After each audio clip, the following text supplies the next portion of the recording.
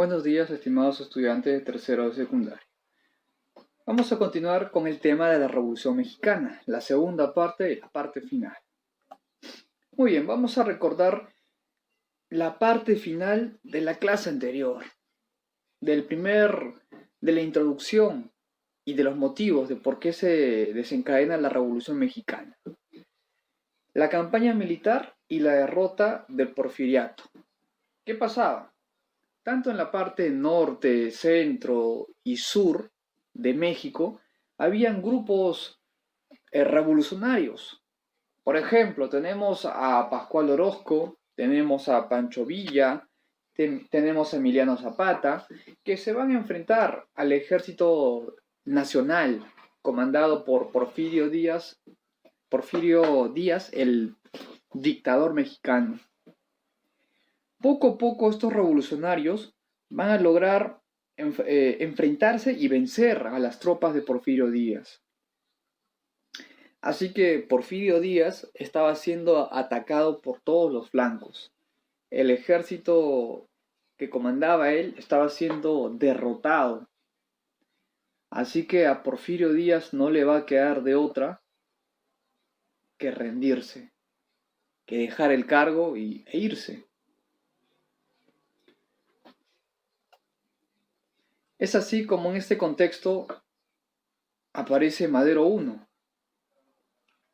Madero I va a tomar la presidencia, va a tomar el poder, ya que Porfirio Díaz ya no representaba el problema, porque fue derrotado. ¿Okay? Pero no se olviden que esto es un proceso. No es que de un día para otro fueron derrotados los porfiristas, que de un día para otro Porfirio se rindió o fue derrotado. No, es un proceso que duró años. Una vez que Francisco Madero llega al poder, ¿ah?, como presidente de México, lo que va a hacer es conformar un gabinete de trabajo.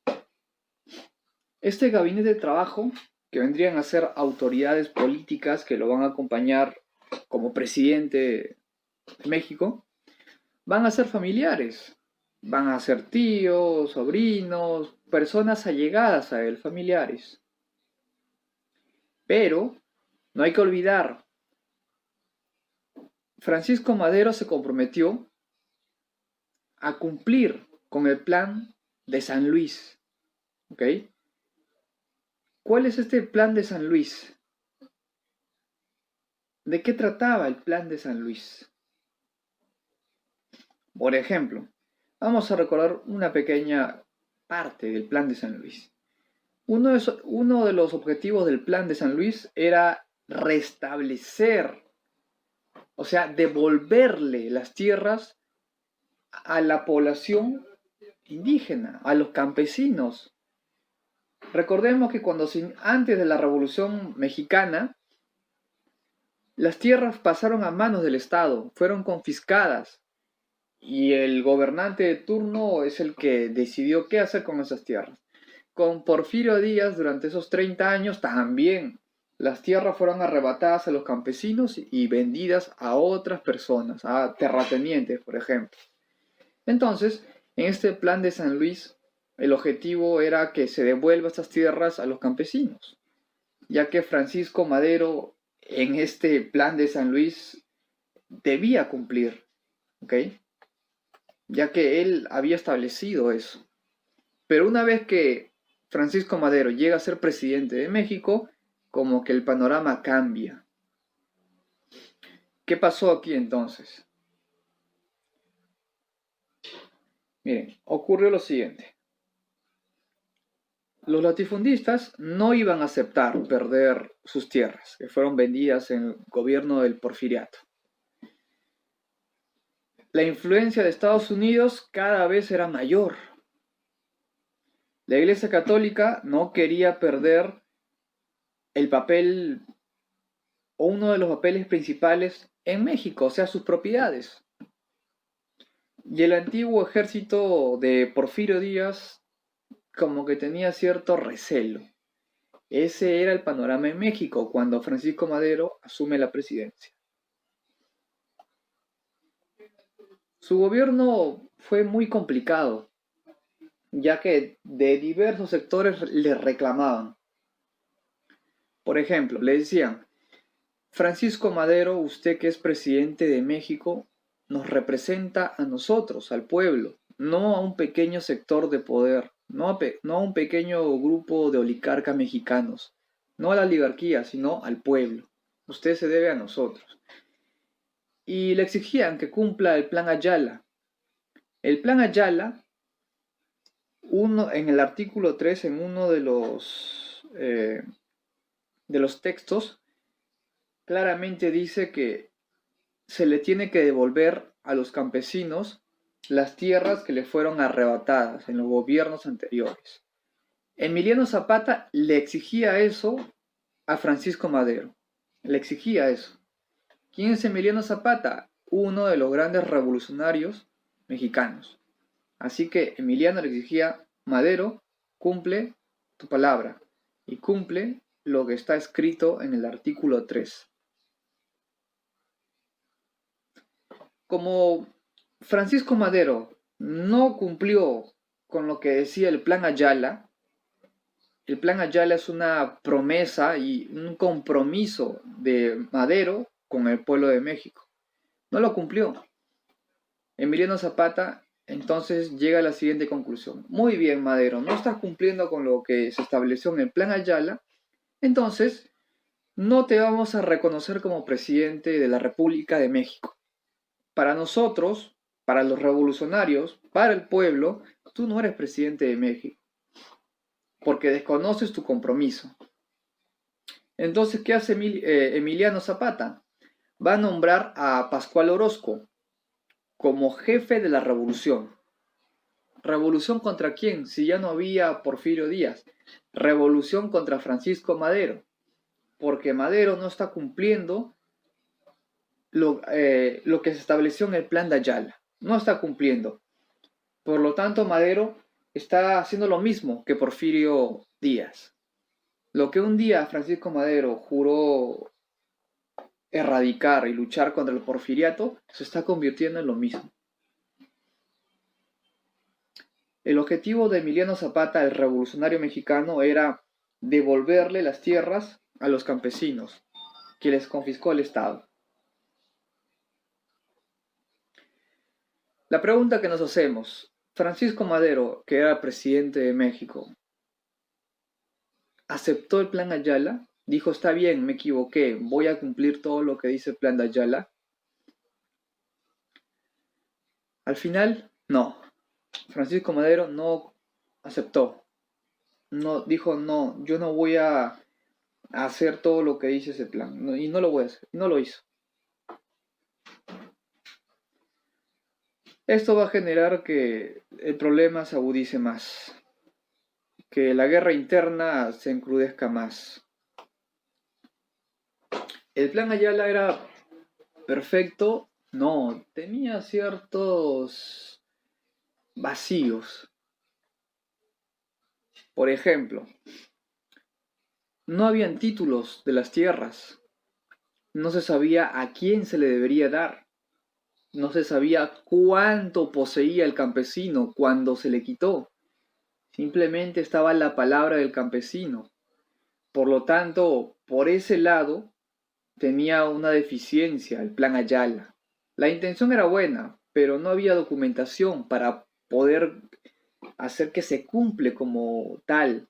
De repente él poseía 3 hectáreas, pero él dice que no, que poseía 6. No hay documentación.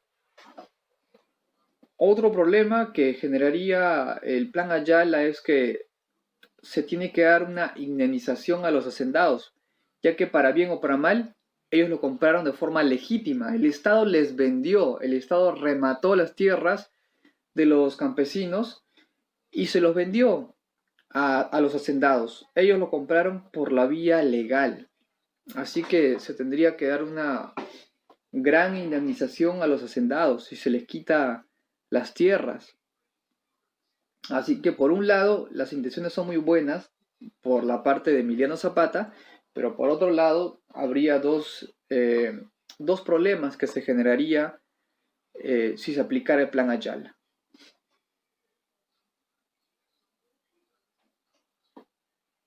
Sigamos con Madero. Entonces, debido a que Francisco Madero no daba su brazo a torcer, se van a formar varios grupos que estaban en contra de Porfirio.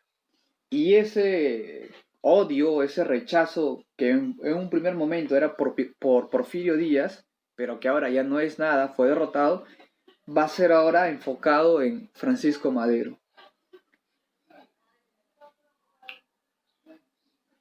Va a aparecer Victoriano Huerta y le va a hacer frente a este grupo rebelde.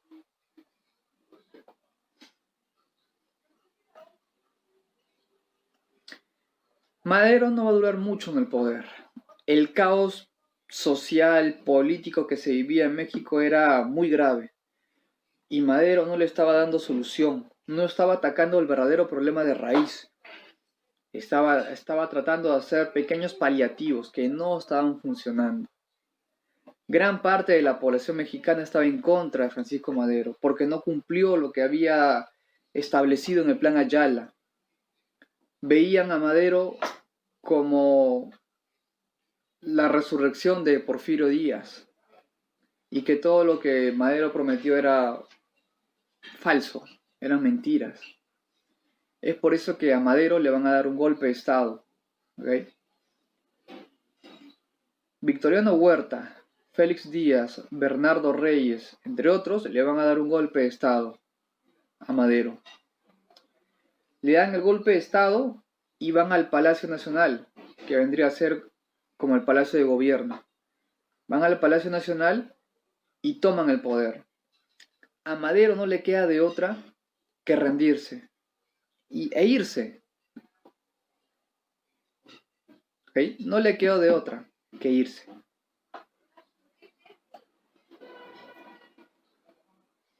Para poder cerrar la derrota final de Francisco Madero, ¿qué es lo que van a hacer los rebeldes? Como ya acabo de mencionar, Victoriano Huerta, Félix Díaz, entre los demás. Tienen que acabar con todo el gabinete de Madero, porque el presidente, que era Madero, renunció, pero todavía existía el gabinete de Madero. ¿Qué hace este nuevo grupo que toma el poder de México? Va a arrestar a todo el gabinete de Madero. Por ejemplo, ¿quién conformaba? Pino Suárez, Felipe Ángeles, entre varios otros políticos, fueron arrestados. Entonces, Francisco Madero y todo su gabinete tuvo que aceptar la derrota. No le quedó de otra, no existía otro camino. Entonces, para sellar esta derrota, se firma el Pacto de la Embajada, en el cual se compromete Madero y todo el gabinete y todos sus seguidores a renunciar al poder y que tienen que dejar inmediatamente el poder.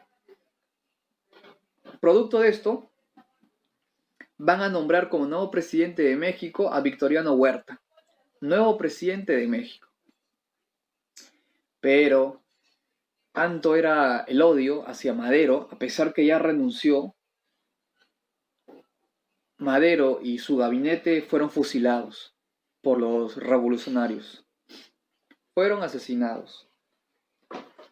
El pueblo estaba en contra de él. Y no solo el pueblo, los revolucionarios, los líderes estaban en contra de Madero.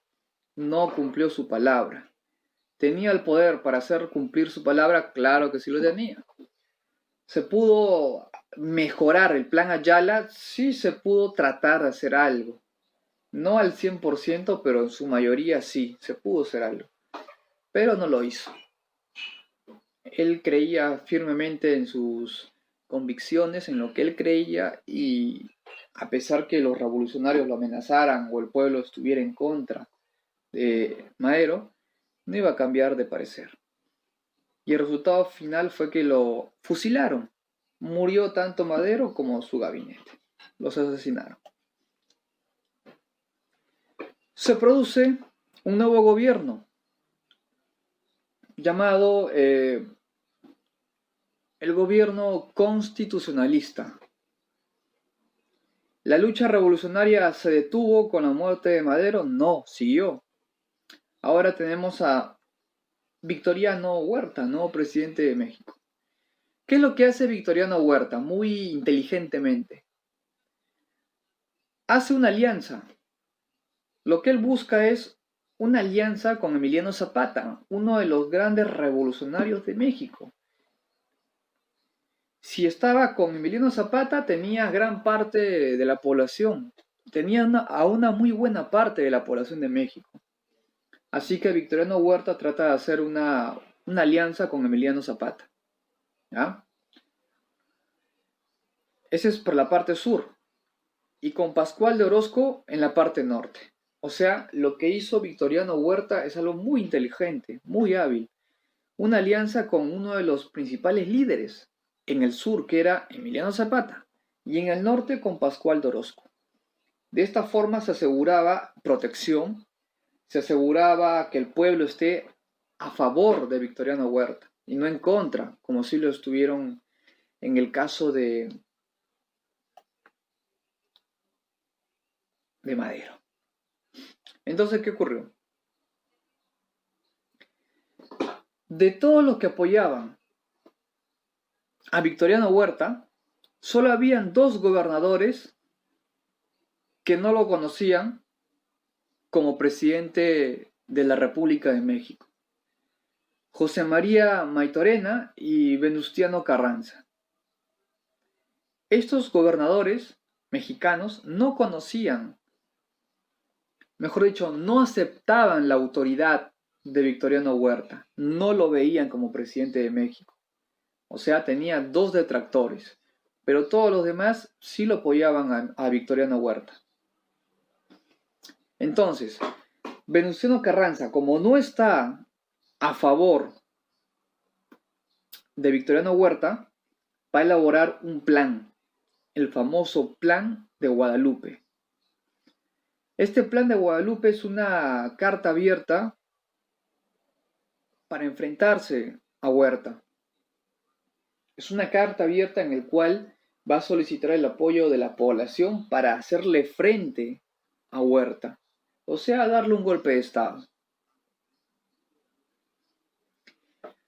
¿Cuáles van a ser las demandas de este movimiento revolucionario? Como ya lo han estado reclamando siempre, que los campesinos recuperen las tierras perdidas durante los 40 o 50 últimos años. ¿Okay? El gobierno le tenía que garantizar que le iba a devolver sus tierras, que le fueron quitadas de forma arbitraria. ¿Qué más reclamaban? Este movimiento constitucionalista, respetando por eso la palabra constitucionalista, la Constitución, va a comenzar a expandirse en todo México. Por ese motivo van a haber 3 grupos revolucionarios en México, 3, los famosos ejércitos del norte, el noroeste y el sur.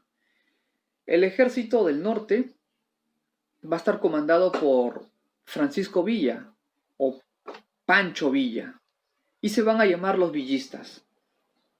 La parte norte de México va a estar comandado por los villistas. La parte noroeste de México va a estar dominada por el ejército constitucionalista, encabezado por Carranza, o sea, los carrancistas. Venustiano Carranza. ¿Quién es Venustiano Carranza? Es un gobernador de México, pero que va a estar en contra del presidente Huerta. Ya, se crea un grupo revolucionario en contra del gobierno local. Y en el sur va a haber otro grupo de revolucionarios llamados los zapatistas, que tienen como líder a Emiliano Zapata. Emiliano Zapata estaba a favor de Huerta, exacto, sí estaba a favor. Pero por otro lado, los carrancistas estaban en contra de Huerta. Como resultado, el movimiento constitucionalista logra que Huerta renuncie, pero no logra por las buenas. No es que Huerta, el presidente de México, se rinda, no, es que hubieron enfrentamientos armados, el ejército del sur no pudo hacerle frente a los carrancistas y es derrotado. Así que Huerta es obligado a renunciar y el ejército de Carranza, Venustiano Carranza, lo exige.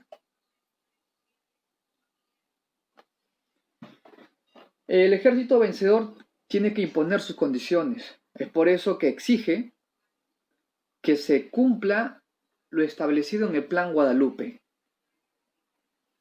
Y se tiene que cumplir tal como es.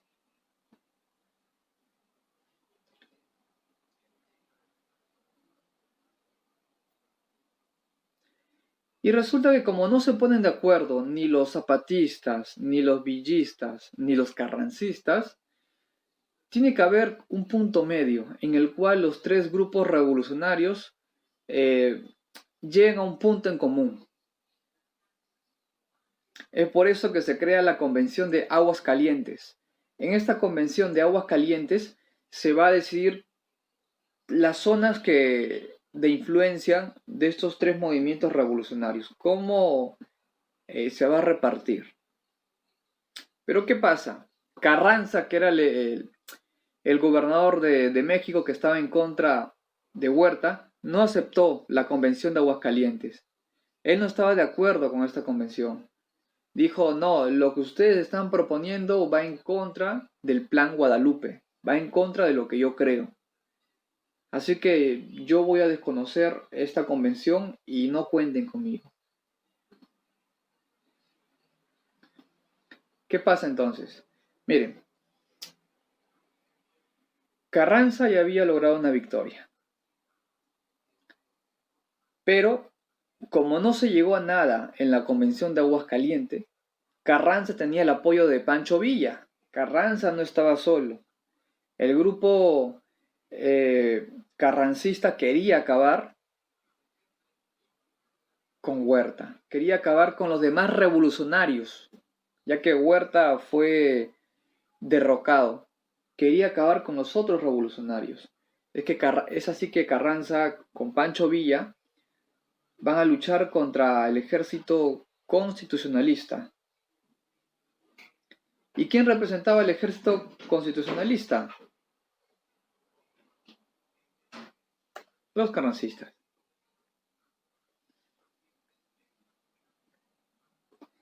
Por un lado está el ejército de Pancho Villa y por otro lado está el ejército de Emiliano Zapata. Los dos se van a concentrar en México. Pero finalmente Venustiano Carranza, o sea, los carrancistas, derrotan y logran imponer lo que ellos creían. En 1915 se crea la ley agraria, en el cual los campesinos se iban a beneficiar de esta ley agraria.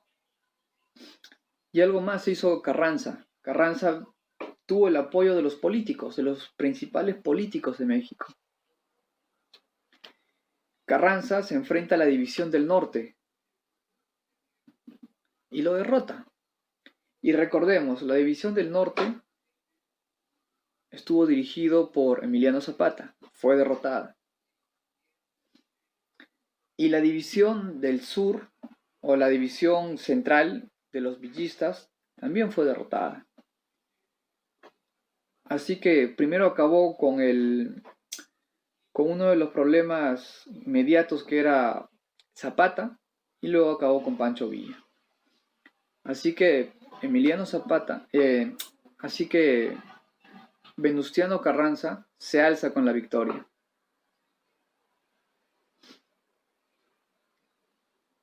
¿Qué es lo que hace después de la victoria Venustiano Carranza? Convoca una asamblea constituyente. ¿Para qué se crea una asamblea constituyente? Para modificar o para crear una constitución política. Pero en este entonces ya había constitución política. Entonces, ¿para qué se crea la Asamblea Constituyente? Para crear leyes, para crear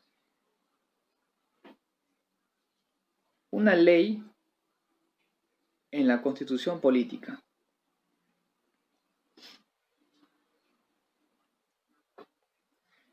Se crea una nueva constitución política en México, la de 1917. ¿Qué dice la constitución política de 1917? Las garantías individuales están activas. La educación primaria es laica y es gratuita. ¿Qué significa? Que si tú profesas otra religión musulmana, protestante, la que tú quieras, el Estado no te va a perseguir o discriminar. Es una educación que es opcional. O sea, a pesar que México es un país de personas muy creyentes, o sea, muy católicos, el Estado es laico y la educación debe ser laica, donde no se te va a exigir el curso de religión, no se te va a imponer, y en el cual la educación va a ser gratuita. En el artículo 27, según esta nueva constitución, se va a utilizar el Plan Ayala, pero modificado. ¿Cómo es eso? El objetivo del Plan Ayala era devolver la tierra a los campesinos, porque el Estado le quitó y luego lo vendió. ¿Qué es lo que va a decir Venustiano Carranza? Que estas tierras originalmente le correspondían al Estado, así que estas tierras regresan al Estado. Respecto a las horas de trabajo, deben ser solo 8.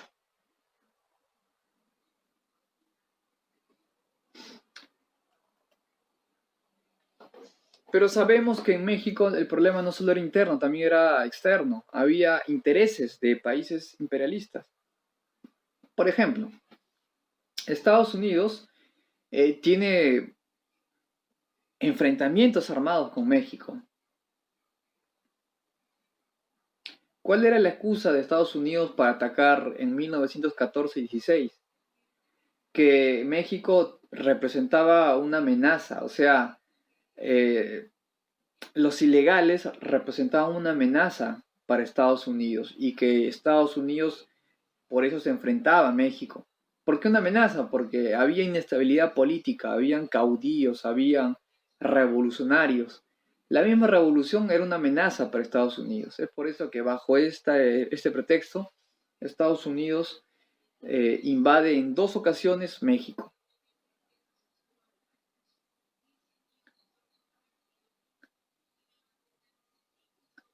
Pero el gobernante de turno, ya sea por golpe de Estado o de la forma que fuese, le va a hacer frente. ¿Quién va a protestar? Venustiano Carranza, que ahora era el nuevo presidente de México. Va a protestar contra Estados Unidos. Que no es posible que sean considerados como salvajes, que Venustiano Carranza era el que dirigía esta revolución y que él no tenía ninguna intención de atacar a Estados Unidos. Así que Venustiano Carranza llegó a un acuerdo con Estados Unidos y las tropas de Estados Unidos se retiraron después del acuerdo. Pero el gobierno de un presidente no es eterno. Siempre va a haber una persona que va a estar en contra. ¿Ya? Carranza es derrotado en 1917, un año después de que Estados Unidos se retira de México, tras invadirla por 2 ocasiones. En 1917, Carranza asume la presidencia. Entonces, antes del 17, ¿qué era? Era líder de la revolución. Era como se dice, el organizador, el reestructurador de México. pero en 1917 asume oficialmente la presidencia de México, Venustiano Carranza. Pero, igual que los gobernantes anteriores de México, no respeta lo que se establece en la Constitución Política, en el artículo 27 y 123. No lo respeta. ¿Hizo lo mismo que Madero? Sí, no respetó. Por lo tanto, se va a ganar detractores. Por lo tanto, van a haber luchas agrarias de los campesinos para que se le devuelva sus tierras, porque las tierras se lo quitó el Estado y el Estado tiene que devolverlas.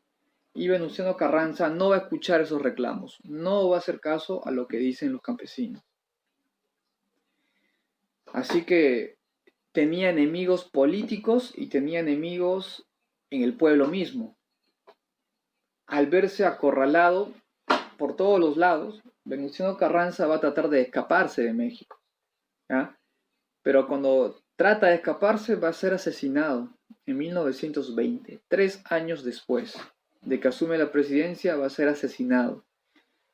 Muerto Venustiano Carranza, es reemplazado por un general, el general Alvarado Obregón. Él va a gobernar del 20 hasta el 24, 4 años. Se firma el Tratado de Bucareli y este tratado va a dar a conocer a todo el mundo a México.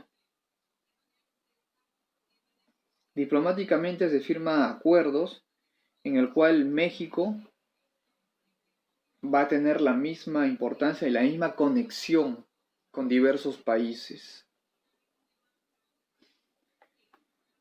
Así que la parte final de la Revolución Mexicana acabó en promesas incumplidas. Se prometió devolver a los campesinos sus tierras quitadas por el Estado, pero al final no se cumplió.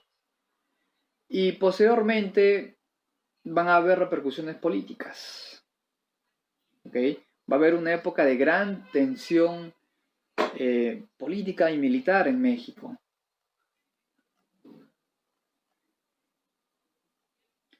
¿Los problemas de la tierra se van a resolver? Sí, hasta cierto punto se van a resolver. ¿Por qué? Porque se va a devolver las tierras originarias a los campesinos y van a ser repartidas. México pasó por un momento a nivel económico un poco inestable, pero luego va a adquirir cierta estabilidad y sabemos que es un país que se dedica a la venta de materias primas, de productos agrícolas.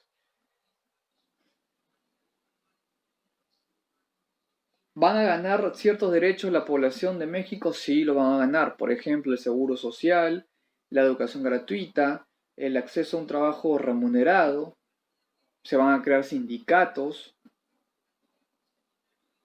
No se va a cumplir al 100% las propuestas de todos los movimientos revolucionarios, pero se va a tratar de cumplir lo esencial. A nivel de población, de crecimiento, de demografía, aumentó 1.4% la población. La mortalidad se reduce, sí, debido a la mejor calidad de vida, debido a que se gana más dinero, debido al acceso a la salud. Y la mujer mexicana en esta revolución jugó un papel muy importante. Estas mujeres van a ser llamadas las soldaderas o las adelitas, que van a demostrar que no solo los revolucionarios varones tienen el derecho de encabezar un movimiento de este tipo, sino que ellas mismas pueden ser parte del ejército. Y producto de este movimiento de las adelitas o de las soldaderas mexicanas, que eran mujeres revolucionarias que apoyaban a los revolucionarios, van a aparecer un conjunto de escritoras, enfermeras, sindicalistas, que van a reivindicar el papel de la mujer en la historia, en los hechos de suma importancia en México. Esto sería todo, nos vemos en una siguiente clase.